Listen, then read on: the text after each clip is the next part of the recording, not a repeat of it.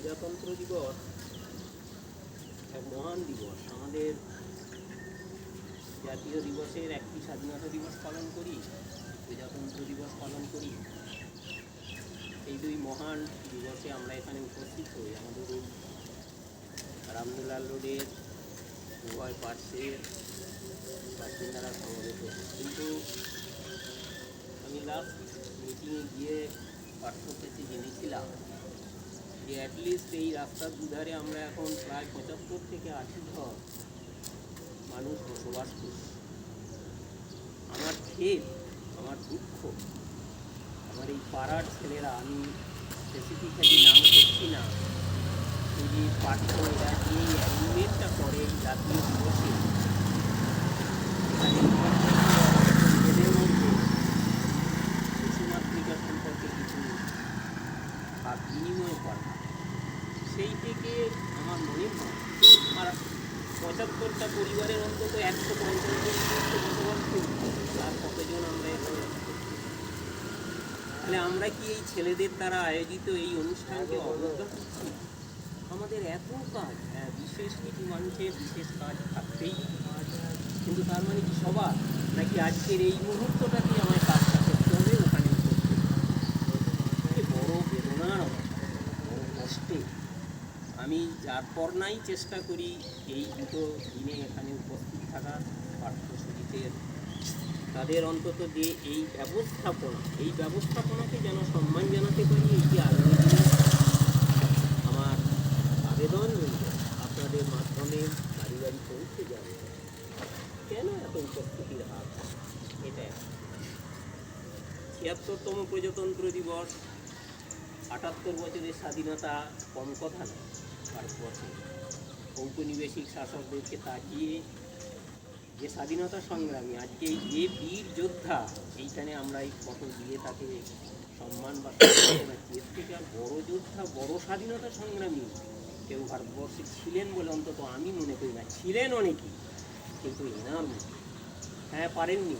স্বাধীন ভারতবর্ষকে নিজের মতো করে পারেননি। আজও সেই অভ্যাস চলে যাচ্ছে। যাই হোক, সেই বিষয়ে রাজনৈতিক কুৎকা চালিয়ে আমি হতে যাচ্ছি না, কিন্তু এই মহান বিপ্লবীকেও আমার প্রণাম জানিয়ে আমি যাত্রা করি। ভারতবর্ষের প্রজাতন্ত্র দিবসের সংবিধান রচনা করে লাগু হলো 1950-এর 26শে জানুয়ারি। কেন 26শে জানুয়ারি? হঠাৎ করে 26শে জানুয়ারিটা কি কেন বাঁচা হলো? এর একটু ছোট্ট ইতিহাস আছে, ইতিহাস অনেকখানি, আমি ছোট্ট করে একটু টাচ করে যাই। 1930 সালে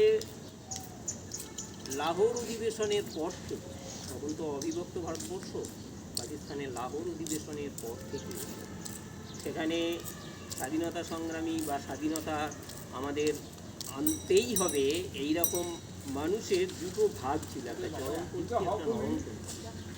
এই চরমপন্থী নরমপন্থীদের মধ্যে দ্বন্দ্ব, যে যা দিচ্ছে ব্রিটিশরা তাই মেনে নাও, আর একদল বলছে না, আমরা পূর্ণ স্বরাজ চাই, স্বাধীন ভারতবর্ষ চাই। তাই সেইখানেতে এই চরম এবং নরম উভয়ে মিলে একটা সিদ্ধান্তে উপনীত হন যে ব্রিটিশ আমাদের স্বাধীনতা দিক আর না দিক, 1930 সালের 26শে জানুয়ারি থেকে আমরা স্বাধীনতা দিবস পালন করি। এবং 1930 থেকে 1947 সালের স্বাধীনতা অর্জনের আগে পর্যন্ত এই প্রায় 17 বছর আমরা কিন্তু পরাধীন ভারতবর্ষ মনে হলো আমাদের এই 26শে জানুয়ারিতে আমরা স্বাধীনতা দিবস হিসেবে পালন করি। এবার কি হলো, 26শে জানুয়ারিটা তো একটা মোটামুটি অলিখিত রেড লেটার ডে হয়ে গেল। আমরা স্বাধীনতা তো পেলাম 1947-এর 15ই আগস্ট, স্বাধীনতা পেলাম না, স্বাধীনতা ছিনিয়ে আনতে হলো বহু শহীদের রক্তের বিনিময়ে আর কি এলো স্বাধীনতা। কিন্তু সেখানেও ব্রিটিশ আমাদেরকে অবজ্ঞা করলো। ঠিক এইভাবেই বলছি, ওই সাদা চামড়া কটা কিলো লোকেরা, এইভাবেই আমি তাদেরকে ডিফাইন করি। তারা 190 বছর শোষণ করার পর ওই স্বাধীনতা দিবসটা 26শে জানুয়ারি হোক, এটাকে তারা মানল না। তারা 1947-এর 15ই আগস্ট স্বাধীনতা, তারা তাদের ক্ষমতা হস্তান্তর করলো, আমাদের হাতে স্বাধীনতা তৈরি। এবার এই স্বাধীনতার পর আমাদের দেশটাকে তো আমাদের মতো করে চালাবো, তার জন্য তো দরকার সংবিধান বার করতে হবে। তো সেই সংবিধান প্রণয়নের জন্য বাবা সাহেবের হাত ধরা হলো। তার মানে এরকম বিদগ্ধ পণ্ডিত মানুষ ভারতবর্ষে খুবই কম জন্মান, সেই মানুষকে লিড করে মানে লিডার করে তার নেতৃত্বে আর কি একটা টিম করতে হলো যে ভারতের জন্য গণতন্ত্রের পুস্তক তৈরি, সংবিধান প্রণয়ন করে। তো তারা দীর্ঘ 2-2.5 বছর ধরে তাদের চেষ্টা চরিত্র নানান দেশের সংবিধান গ্রন্থ পড়ে ব্রিটিশদের সংবিধানকেও সামনে রেখে ভারতবর্ষটাকে কীভাবে চালনা করব তারা রচনা করলেন সেই সংবিধান। দীর্ঘ 2-2.5 বছরের পর বাবা সাহেবের নেতৃত্বে সংবিধান প্রণয়ন হল। 1949 সালে 26শে নভেম্বর গণপরিষদে পেশ করা হয়ে গেল যে এই আমাদের গণতন্ত্রের জন্যে আমাদের যে সংবিধান পুস্তক বিশাল আকারে সেই পুস্তক দেওয়া হল। কিন্তু 1949-এর 26শে নভেম্বর থেকে আরও 2 মাস তখনকার যারা ভারতবর্ষের মানে স্বাধীনতা সংগ্রামের সঙ্গে যুক্ত জীবিত রয়েছেন যে সমস্ত মানুষ, গান্ধীজি, নেহেরু থেকে শুরু করে বহু মানুষ বললেন যে আমরা আরও 2 মাস, রচনা হয়েই গেছে, আমরা আরও 2 মাস অপেক্ষা করি, কেন আমরা 26শে জানুয়ারি স্বাধীনতা দিবস পালন করেছি, সেই 26শে জানুয়ারি মানে নভেম্বর থেকে ডিসেম্বর, ডিসেম্বর থেকে জানুয়ারি আরও 2 মাস অপেক্ষা করে 1950-এর 26শে জানুয়ারি থেকে লাগু হলো আমাদের এই গণতন্ত্রের এই সংবিধান আমাদের লাগু হলো। তাই না 25শে না 27শে জানুয়ারি আমরা মর্যাদা দিলাম, ব্রিটিশ যেটা কিন্তু দেয়, কারণ আমরা তো 1930 সাল থেকে 17 বছর ধরে তো ওটাকে পালন করেছিলাম লাহোর অধিবেশনের পর থেকে। তা সেই জিনিসটাকে তারা মর্যাদা দিল, তারা সবসময়ই চাইতো যে এদেরকে অবজ্ঞা করা, ফালাকি, হ্যান ত্যান, এরকম নানান 120 বছরের শোষণ ছাড়তে তো চায় না, এত রসে বসে ছিল, চলে যেতে হলো। যাই হোক, সেই সংবিধান রচনা হলো। সংবিধানের এখন আমরা যখন পড়াশোনা করতাম আমাদের বইয়েতে এই সংবিধানের যে প্রিয়াম্বল, হ্যাঁ, যে মূল যে বিষয় সেইটা কিন্তু থাকতো না। এখনকার ছেলে মেয়েদের পুস্তকে দেখি সংবিধানের এই প্রিয়াম্বলটা তারা কিন্তু দিতে, এই প্রিয়াম্বল অনুযায়ী আমাদের সংবিধানটা হচ্ছে মূল এই জিনিসগুলোর উপর দাঁড়িয়ে আছে, এই স্তম্ভগুলোর। একটা হচ্ছে আমরা সার্বভৌম, সমাজতান্ত্রিক, ধর্মনিরপেক্ষ, গণতান্ত্রিক, প্রজাতন্ত্রী ভারতবর্ষ, এইভাবে আমাদের দেশটাকে আমরা চালনা করব, এই রূপে এই পালন করব। এই সংবিধানের প্রিয়াম্বলে যে কটা কথা উল্লেখ আছে, যদি এই কটা জিনিস সঠিকভাবে পালিত হয়, সে যারাই আসুন, আমার এই 68 বছর বয়সে আমি অন্তত 10টা ইউনিয়ন গভর্নমেন্ট দেখেছি, ভারত সরকার পরিচালনা সরকার দেখেছি, বিভিন্ন রঙের বর্ণের সরকার এসেছে গেছে, সেটা গণতন্ত্রে এটাই কাম্য।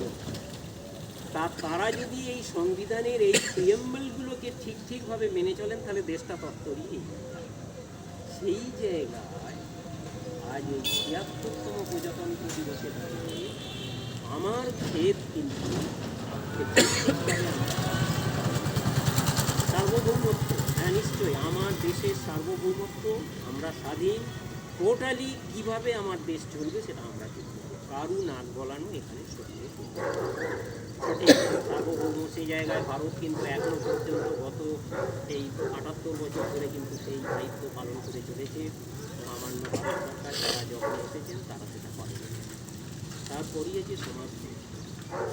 সমাজতন্ত্র ভারতবর্ষে মানে আমার ক্ষুদ্র বুদ্ধিতে, জানি না আপনারা কি বলবেন, সমাজতন্ত্র ভারতবর্ষে কায়েম হওয়া খুব কঠিন। সমাজতন্ত্র প্রতিষ্ঠা করার জন্য যে নেতৃত্ব বা মানুষের দরকার, কাজী সমাজতন্ত্র দূরস্থ ধর্মনিরপেক্ষ। ধর্মনিরপেক্ষতা হচ্ছে একটা মারাত্মক জিনিস ভারতবর্ষে, কারণ ভারতবর্ষ, আমি একটা ছোট্ট পার্শ্ববর্তী দেশের নাম নেব, পাকিস্তান। পাকিস্তান ইসলামিক কান্ট্রি, কিন্তু আমরা ভারতবর্ষ কি বলতে পারি যে অমুক ধর্মের কান্ট্রি? ভারতবর্ষ ধর্মনিরপেক্ষ কান্ট্রি, সমস্ত ধর্মের মানুষ এখানে বসবাস করবে, এটাই কিন্তু আমার ওই সংবিধানে উল্লেখ করা। সেইতে নিয়ে কিন্তু বিভিন্ন সময় কোর্ট কাচারি হয় সারা ভারতবর্ষ। নির্বাচনের সময় যেন বেশি বেশি করে হয়, অন্য সময়ও দাঙ্গা হামলা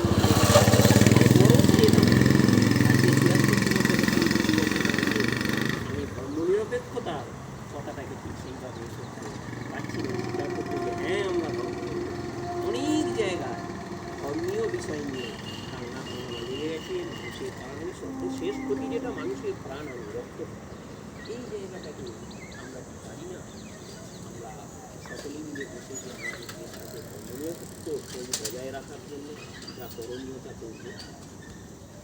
গণতান্ত্রিক, অবশ্যই গণতান্ত্রিক। আজ পর্যন্ত 1947 সালের পর থেকে আজ পর্যন্ত বহুবার সাধারণ নির্বাচন হয়েছে। গণতান্ত্রিক প্রক্রিয়ায় মানুষ তাদের পছন্দের প্রতিনিধিকে, দলকে নির্বাচিত করেছেন। সেই পদ্ধতিটি আমার দেশের গণতন্ত্র চলছে। গণতন্ত্রের প্রতি সম্মান জানিয়ে আমি বলবো এটা বজায় থাকুক, এটাই কাম। আমাদের পার্শ্ববর্তী দেশ ঠিক নয়, দূরেই চীন কিন্তু গণতান্ত্রিক, মানে রাষ্ট্রপতি প্রধান শাসন ব্যবস্থা, অর্থাৎ সেখানকার এক ব্যক্তি এবং তার দল তিনি শাসন করেন, যা বলবেন তাই। জনগণের অধিকার, সেই অধিকার তারা প্রয়োগ করতে দেন না, সেটা আমার দেশে কিন্তু এখনও বিদ্যমান, আগামী দিনে সেটা থাকুক, এটাই হচ্ছে। সর্বশেষে যে কথাটা রয়েছে সেটা হচ্ছে প্রজাতন্ত্র। প্রজাতন্ত্রী কেন? আমাদের দেশে গণতান্ত্রিক প্রক্রিয়ায় মানুষের দ্বারা নির্বাচিত হয়ে, আমরা তো গণতন্ত্রে এটা পড়িয়েছি, যারা পলিটিক্যাল সায়েন্সের ছাত্র তারা জানেন, government for the people, of the people, by the people. হ্যাঁ, গণতান্ত্রিক প্রক্রিয়ায় আমাদের দেশে নির্বাচিত প্রতিনিধির মধ্য থেকেই প্রধানমন্ত্রী আসেন, সরকার পরিচালিত হয়, ঠিক আছে। আর একজন দেশ, তাঁরও উপরে আমাদের দেশের সর্বময় কর্তা, তিনি হলেন রাষ্ট্রপতি। রাষ্ট্রপতি ডিরেক্টলি আমাদের দ্বারা নির্বাচিত হন না, কিন্তু তিনি ইনডিরেক্টলি আমাদের দেশে নির্বাচিত প্রতিনিধি। এবং একজন রাষ্ট্রপতি, আমাদের দেশটা প্রজাতন্ত্রী কেন না, আমাদের দেশ প্রজাতন্ত্রী এই কারণে, যিনি রাষ্ট্রপতি হলেন তার ছেলে পরবর্তীকালে রাষ্ট্রপতি হবে তা কিন্তু না। ব্রিটেনে যেমন, ব্রিটেন কিন্তু প্রজাতন্ত্রী নয়, ব্রিটেনে যিনি রানী তার পরবর্তী বংশধর কেউ রাজা বা রানী বা রাজপুত্র আসবে। ভারতবর্ষের রাষ্ট্রপতি তিনিও নির্বাচিত প্রতিনিধি, কিন্তু ইনডাইরেক্টলি। তা সেই রাষ্ট্রপ্রধান, এই রাষ্ট্রপতি নির্বাচিত হন একাধারে, গণতান্ত্রিক প্রক্রিয়ায় প্রধানমন্ত্রী নির্বাচিত হন। এই দুই প্রধান ব্যক্তি, এরাই আমাদের দেশকে পরিচালনা করেন। এবং রাষ্ট্রপতি সর্বময় কর্তা, তিনি সরকারের উপর খবরদারি করার ক্ষমতা রাখেন, কিন্তু গণতান্ত্রিক প্রক্রিয়ায় যেহেতু সরকার চলছে, তাই রাষ্ট্রপতির ভূমিকাটা এখানে শুধুমাত্র ওই টেবিল চেয়ারে আর ওই কাগজে ফাইলে সীমাবদ্ধ। এই পর্যন্ত এই হচ্ছে আমার দেশের সংবিধান দিবসে, এই প্রজাতন্ত্রী দিবসে দাঁড়িয়ে আমার যে প্রিয়াম্বলগুলো ছিল আমি একটু ফাইল করি। এইবার যে জায়গাটায় আমরা গত 76 বছরে আমাদের যে জায়গাটায় এসে পৌঁছেছি, আমাদের দেশের কি সার্বিক উন্নয়ন হয়নি? বিরাট উন্নতি হয়েছে। মানে আমি কদিন আগে একটু ঘেটে দেখছিলাম, পৃথিবীর এত দেশের মধ্যে এত উন্নত দেশ আছে, উন্নয়নশীল দেশ আছে, গরিব দেশ আছে, বিজ্ঞানীর সংখ্যায় ভারতবর্ষ এখন তৃতীয় চতুর্থ স্থানে, মানে প্রথম দ্বিতীয় পর তৃতীয় চতুর্থ স্থানে হচ্ছে আমাদের দেশের বিজ্ঞানী। কাজেই আমাদের দেশ এগোয়নি এই কথাটা বলা যাবে। আমাদের দেশের উন্নয়ন সব দিকে হয়েছে, কিন্তু সামগ্রিক উন্নয়নের জায়গায় দাঁড়িয়ে আমরা এখনও শিক্ষাক্ষেত্রে, স্বাস্থ্যক্ষেত্রে, কর্মজীবনে মানে কর্মসংস্থানের ক্ষেত্রে আমার মনে হয় একটা বছরে, গত বছর যে জায়গায় ছিলাম সেইখান থেকে আজকের জায়গায় আমরা কি একটু এগোতে পেরেছি নাকি পিছিয়ে যাচ্ছি? এই জায়গাটা আমার প্রশ্নটা অন্য কিছু নয়। আমার প্রশ্নটা, যে সরকার বাহাদুরি আসুন না কেন, তিনি তো দেশের সামগ্রিক আপামর জনগণের উন্নয়নের স্বার্থে কাজ করবেন বলেই অঙ্গীকার করে এসেছেন। তা জনগণের স্বার্থ বিঘ্নিত হোক বা জনগণের স্বার্থ সুরক্ষিত হচ্ছে না, এরকম কাজ থেকে বিরত থাকুন। এটাই হবে আমার এই প্রজাতন্ত্র দিবসে দাঁড়িয়ে আমার নিজের একটা অভিব্যক্তি বা বক্তব্য। এইবার আসি, আমাদের দেশে ধরুন মানে অনেক কার্য সম্পন্ন হচ্ছে। আপনারা একটা বিষয় শুনবেন যেটা আমাকে স্ট্রাইক করেছে, কারণ আমি জানি এখানে গেলে হয়তো বিচার কথা বলতেই হবে, সুজিত পাঠ্য বলবে বা বলবে, কিন্তু আমি আশ্চর্য হয়ে যাই। 1951 সাল থেকে আমাদের দেশে প্রতি 10 বছর অন্তর একটি কার্য সম্পাদন হতো। সেই কার্যটি আপনারাও জানেন প্রত্যেকে, সেন্সাস বা লোকগণনা। 51, 61, 71, 81, 91, 2001, 2011 লাস্ট আমাদের লোকগণনা 2011 সালে হয়েছে। 2011 পর 2021 ছিল ডিল উইথ সেন্সাস। কেন লোকগণনা হলো না, এই প্রশ্নটা আমি করতে পারি। প্রজাতন্ত্র দিবসের প্রকাশে লোকগণনা মানে মাথা গোনা নয়, সারা সারা ভারতবর্ষের 140 কোটি মানুষের মাথা গুনিয়ে বলে দেওয়া হলো এই লোক গণনা শেষ হয়ে গেছে, তা নয়। এর প্যারামিটার বিরাট, বহু জিনিস তথ্য বেরিয়ে আসে একটা লোকগণনা থেকে। এভরি 10 ইয়ার্স ইন্টারভ্যালে লোকগণনা হয়। কেন হলো না? 2021 সালে কোভিডকে হাতিয়ার করে তার জিগির তুলে আমরা লোকগণনা করলাম। আমরা কোভিডকে রেখে, আমরা সমস্ত কিছু রেখে আমরা দেশে সাধারণ নির্বাচন করলাম, আমরা উৎসব অনুষ্ঠান করছি না। তাহলে কেন আমাদের লোকগণনা ঠান্ডা ঘরে চলে গেল? কেন সেন্সাস হবে না? কেন একটা সেন্সাস থেকে আমি সারা ভারতবর্ষের প্রকৃত চিত্র তুলে ধরা হবে, যেটা বাড়ি বাড়ি গিয়ে যে মানুষ, কর্মচারীরা ভারতবর্ষের সাধারণ মানুষের যে খবরগুলো নিয়ে এসে তথ্য আমাদের কাছে সেই তথ্য কেন এলো না 21 থেকে আজ 25 সালে পৌঁছে গেল? এটা আমার অবিলম্বে দেশে লোকগণনা হোক, সেন্সাস হোক, তা থেকে বেরিয়ে আসুন আমার দেশের প্রকৃত চিত্র। এই জায়গাটা কিন্তু আজকে আমার খেদের জায়গা আমি আপনাদের সামনে ব্যক্ত করি। ভারতবর্ষে বিভিন্ন জায়গা, হ্যাঁ, বিরাট সংসার হলে, বিরাট কর্মকাণ্ড করতে গেলে তাতে একটা জায়গা আসবে, সেটা হচ্ছে করাপশন। করাপশানের জায়গা ভারতবর্ষের বিভিন্ন ক্ষেত্রে করাপশানে ছেয়ে গেছে। সেই জায়গাগুলোকে আমরা কি পারি না করাপশানটাকে আরও কন্ট্রোল করতে? আমাদের দেশে তো আইন রয়েছে, কিন্তু মুশকিলটা হচ্ছে আইনের প্রয়োগ। আর আমাদের দেশের আইন, এই ব্যবস্থাটা, মানে আমি বিচারালয় নিয়ে, বিচারকদের নিয়ে আমি কোনো কথা বলতে নারাজ। আমি বিচার ব্যবস্থা রাইট আমার আছে, আমি স্বাধীন ভারতের একজন গণতান্ত্রিক দেশের একজন নাগরিক। বিচার ব্যবস্থা বড় লেন্দি, বড় প্রসেস মেনটেন করে করে এই ছোট ছোট থেকে পর্যায়ে যেতে হয়। বিচার ব্যবস্থা এত লেন্দি হতে হতে এমন একটা জায়গায় পৌঁছেছে যে ফোর্থ জেনারেশন এসে গেছে। যে জেনারেশন বিচারের জন্য প্রার্থনা করেছিল আদালতে, ফোর্থ জেনারেশন এসেও এখনো আদালতে বিচারের জন্য তাকে লড়াই করতে হয়। কত বিচারক এলো গেল, বিচার সে আর পেল না। এই lengthy process in judicial system, এটা আমার পছন্দের নয়। আমি 76তম প্রজাতন্ত্র দিবসে দাঁড়িয়ে বলি বিচার ব্যবস্থা আরও দ্রুত এবং ত্বরান্বিত হোক। হ্যাঁ, সেখানে তার পরিকাঠামো নেই, কি বিচারক নেই, সে তো সরকার দেখবে, তারা সিদ্ধান্ত নেবেন। কিন্তু আমি তো দাবি করতে পারি, আমি আজকে একটা বিচারের প্রার্থনা করে আদালতে গেলাম, আমার যদি ফোর্থ জেনারেশনকে সেই বিচার পেতে হয়, তাহলে বিচার ব্যবস্থাকে বহু করে চলে যাবে। এই একটা জায়গা, করাপশনের জায়গাকে যদি আমরা কিছুটা কন্ট্রোল করতে পারি, এটা একটা ক্ষেত। আর সব শেষে আমি বলবো যে রাজনীতির কথা এসে, কিন্তু আমি রাজনৈতিকভাবে আমি রাজনীতি করার জন্যে কাউকে যেমন প্ররোচিত করছি না বা আমি জোর করছি না। আমি বলছি আমরা যারা কমন পিপল, সাধারণ নাগরিক, আমাদের সাধারণকে নিয়েই তো তন্ত্র, সাধারণতন্ত্র, প্রজাদের নিয়েই তো তন্ত্র, প্রজাতন্ত্র, তো রাজতন্ত্র নয়, কোনো এক তন্ত্র নয়। তো আমরা রাজনীতি না করি, রাজনৈতিকভাবে সচেতন তো হতে পারে। এই পলিটিক্যাল কনসাসনেস থেকে মানুষ তার সঠিক সিদ্ধান্ত নিতে পারেন। তাহলে রাজনৈতিকভাবে সচেতন হতে আমি অনুরোধ করবো। এটা একটা। আর একটা জিনিস দেখবেন, আর একটা কথা আমি বলবো, আমাদের দেশের ভোটাধিকার বোধহয় প্রয়োগ করা বয়স এখন এই মুহূর্তে 18 বছর, তাই তো টল্টুদা? একটা 18 বছরের ক্যান্ডিডেট ধরুন, সে ছেলে হোক মেয়ে হোক, সে কী করে, ম্যাট্রিকুলেটের পর, ইন্টারমিডিয়েটের পর জাস্ট কলেজে প্রবেশ করবে, তাকে ভোটাধিকার দেওয়ার আমি দিচ্ছি, পারমিশন দিচ্ছি, সে আইন করে ফেলছি। কিন্তু সে রাজনীতি সচেতন হোক বা রাজনৈতিকভাবে সে এগিয়ে যাক, এই জায়গাটায় আমরা বাধা দিচ্ছি। অর্থাৎ একটা 18 বছরের ছেলে রাজনৈতিকভাবে সচেতন না হয়েই সে যদি ভোট দেয়, তাহলে কত বড় অন্যায় করছি সেটা আমরা নিজেরাই নিজেদেরকে প্রশ্ন করতে পারি। রাজনৈতিকভাবে আমায় সচেতন হতেই হবে, তবে আমি ভোট বাক্সে গিয়ে বাটন টিপব। আমার 18 বছরে ভোটাধিকার, ভোট দেওয়ার অধিকার দিয়েছে মানে বিরাট কিছু মহামান্য সরকার বাহাদুর করে দেননি। আমাকে সঠিক সিদ্ধান্ত নিতে গেলে, আমার চিন্তা ভাবনাকে সঠিকভাবে এগিয়ে নিয়ে যেতে গেলে আমাকে সচেতন হতেই হবে। এই জায়গাটা, এটাও আমার একটা বিরাট জায়গা, অভিযোগের জায়গা, যে 18 বছর 21 বছরে বোধহয় আগে ভোট দিতাম আমরা, এখন 18 বছর হয়েছে। খুব ভালো কথা, আরও বেশি বেশি মানুষ গণতান্ত্রিক প্রক্রিয়ায় অংশগ্রহণ করবেন, ঠিক আছে, কিন্তু তারা রাজনৈতিকভাবেও সচেতন। এই পর্যন্ত। আর রাজনীতিতে বিদগ্ধ আমি অবশ্যই উল্লেখ করবো, জাস্ট 2024 গত হলে আমরা পেয়েছিলাম। তিনি হয়তো রাজনীতিবিদ হিসেবে ততখানি নন, কিন্তু এরকম পণ্ডিত মানুষ আমরা ভারতবর্ষের রাজনীতির আঙিনায় পেয়েছিলাম। তাকে 10 বছরের প্রধানমন্ত্রী হিসেবে তিনি ডক্টর মনমোহন সিং।